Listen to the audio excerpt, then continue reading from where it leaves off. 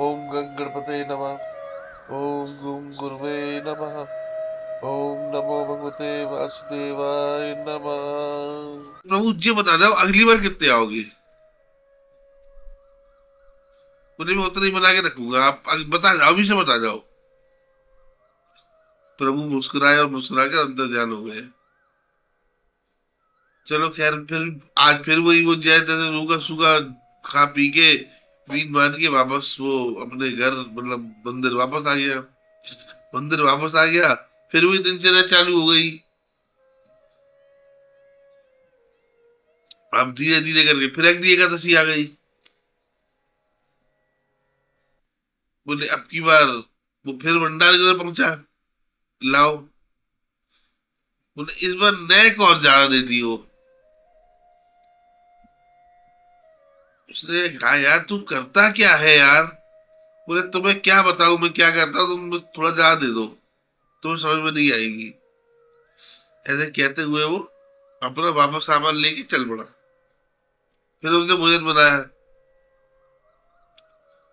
भोजन बना बनूगी जैसी तो पत्तल लगाई, साफ सूफ करके आसन बिछाए। अब फिर वही, मेरे राम आओ, प्यारे राम आओ, संग सीता मैया लाओ, लक्ष्मण भैया लाओ, मेरे भोजन का भोग लगाओ, मेरे राम आओ, संग सीता मैया लाओ, लक्ष्मण भैया लाओ, मेरे भोजन का भोग लगाओ। आंखें खोली तो क्या देखता है, सामने प्रभु तो खड़े ही है, संग मैया भी खड़ी है, लक्ष्मण भैया भी खड़े हैं, और संग में हनुमान जी आ गए। अब उसका पूरा दिमाग खराब। बोले प्रभु तो आ ही रहे हैं, भैया भी आ रही है, उनके उनके भाई भी आ रहे हैं, चलो ठीक है। अब ये बानर भी आ गए। चलो प्रभु के संग आए, अब जो है तो है, अब क्या कर सकते हैं। क्या किया, उसे फिर एक नई पत्तल लगाई। बैठो बैठो, पाओ पाओ भोजन पाओ, भोग लगाओ करके उसने सबको बढ़िया भरपेट पवाया।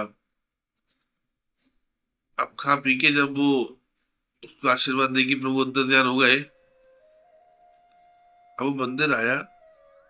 इधर अधीक्षक ने क्या किया, जो भंडार गृह के अधीक्षक था, उसने कहा, उसने गुरु जी से शिकायत कर दी इसकी। गुरु जी इतना इतना ले आता है जी। गुरु जी बोले यार करता क्या है जी? बेचता है, किसी को दान देता है कि क्या करता क्या है? बोले पर अगली बार देखते हैं। ठीक है। अब साहब वही दिनचर्या फिर चालू। अब जैसे जैसे जैसे करके अगली एकादशी आई। अगली एकादशी मुझे फिर पहुंच गया। बोले एक और ज्यादा दे दो, बस एक का और ज्यादा दे दो। बोले इस बार नहीं मिलेगा देखो, जा इस बार गुरु जी से पूछ के यार मुझे लिखवा के ला। साहब वो पहुंचे गुरु जी के पास। गुरु जी से बोला कि गुरु जी ऐसा ऐसा है और मैं भूखा रहता हूँ, मुझे थोड़ा ज्यादा चाहिए। गुरु जी तो एक पूरा योजना तैयार किए बैठे थे इसको पकड़ने की। तो गुरु जी बोले ठीक है, तू जाके ले ले, मैं बोल देता हूँ। तो गुरु जी ने वहां तक खबर पहुंचाई कि इसको दे दो सामान। तो इस बार वो मंदिर से राशन लेके निकला, तो उसने भी, इधर गुरु जी ने एक योजना बना रखी थी उसको पीछे चुपके देखने की, इधर इसने भी एक योजना बना रखी थी। बोले हर बार भूखा रह जाता हूँ, एक को बुलाओ दो आते, दो को बुलाओ तीन आते, तीन को बुलाओ चार आते, चार को बुलाओ पांच आ जाते। बोले इस बार देखते हैं। ये पहुंचा, इधर राशन वैसे ही रख दिया। बोले पहले बुला लेते हैं कितने आते हैं, फिर बनाएंगे। तो इनने आंख बंद करी। मेरे राम आओ, संग सीता मैया लाओ, लक्ष्मण भैया लाओ, हनुमान जी भी ले आओ, मेरे भोजन का भोग लगाओ। गुरु जी देखते हैं ना, ये भोजन बना रहा है ना कुछ कर रहा है, एक जगह सामान रख के बैठा हुआ है। अब इधर प्रभु प्रकट हुए, संग में मैया भी आई, संग में लक्ष्मण भैया भी आए, हनुमान जी भी आए। इस बार संग में भरत शत्रुघ्न दोनों संग, दो और आ गए। उसका दिमाग हुआ खराब, उसने कहा देखो ऐसा है प्रभु, ये जरा सामान पहले बता के तो गए नहीं थे, तो बोले हर बार मेरे को रूखी सूखा खाना पड़ता है, बोले इस बार आप बनाओ और पाओ, खुद भी पाओ और जो बचे खुचे अगर तो थोड़ा मुझे दे देना। तो प्रभु बहुत जोर से हंसे और जानकी मैया की तरफ मुंह कर बोले ऐसे भक्ति मिलेंगे, बैठो बनाते हैं। कह के जानकी मैया रसोई में लग गई, लक्ष्मण जी भरत जी उनकी मदद करने लगे, हनुमान जी और शत्रुघ्न जी लकड़ियां लाने चले गए। इधर क्या देखते हैं, इधर वो क्या देखता है, आकाश से उतर के पूरी फौज चली आ रही है, दुनिया भर के ऋषि मुनि, दुनिया भर के देवता, दुनिया भर के लोग, ब्रह्मा जी, ये वो। अरे यार वो आज तो हो गया कल्याण। अब माँ जानकी अगर रसोई बना रही हो तो इस प्रसाद को कौन छोड़ देगा।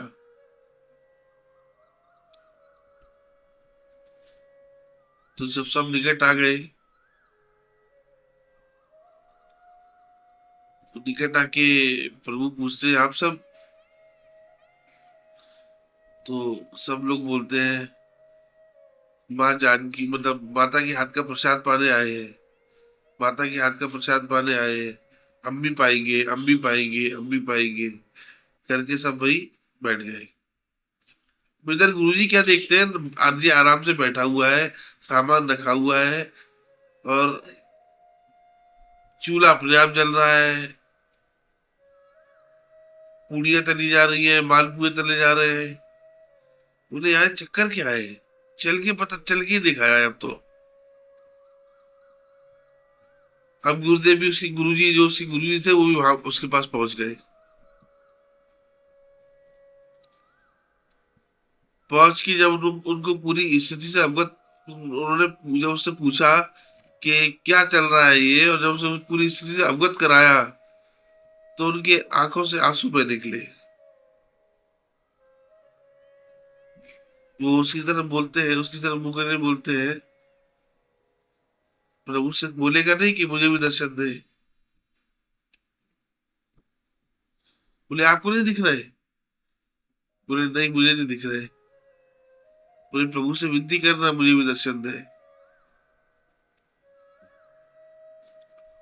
तो उसने प्रभु से बोला कि प्रभु मेरे गुरुजी है, ऐसा ऐसा, आप उन्हें उन्हें दिख क्यों नहीं रहे हैं।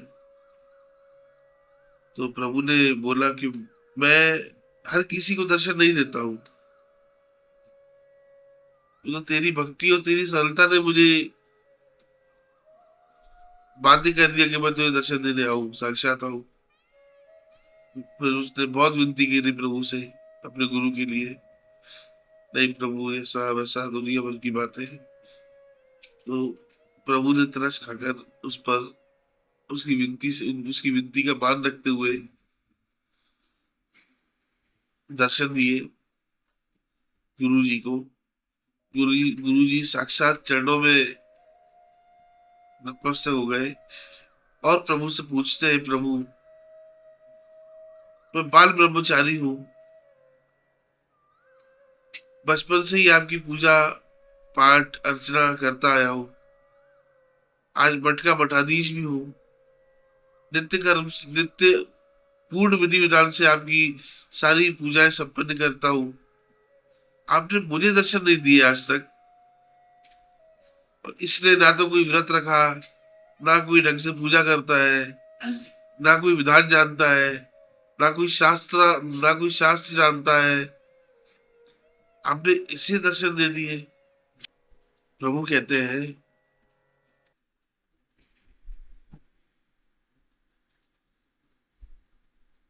ये वो वक्त है जो सरल है, बिना दिखावे के मुझे मानता है। और तुम वो हो जो मानते कब हो, दिखावा पूर्ण रूप से होता है, विधि विधान पूर्ण होता है,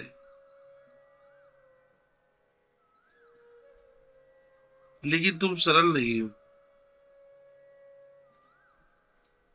कहीं ना कहीं तुम्हें तुम्हारे पद का, पूजा का, पाठ का,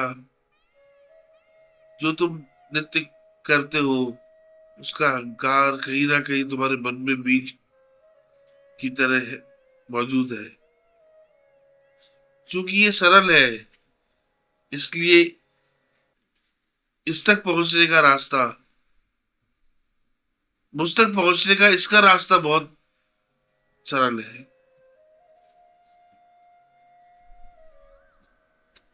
तो दर्शकों, आज की कहानी हमारी यही समाप्त होती है।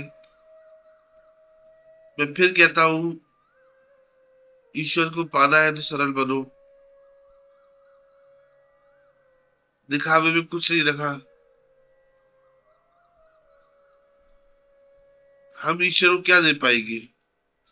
जिसने सारा संसार हमको दिया, हम उसे क्या वापस कर पाएंगे? तो दर्शकों, आज की कहानी यही समाप्त होती है। अगली कथा के साथ पुनः मिलेंगे। तब तक के लिए धन्यवाद। जय श्री राधे।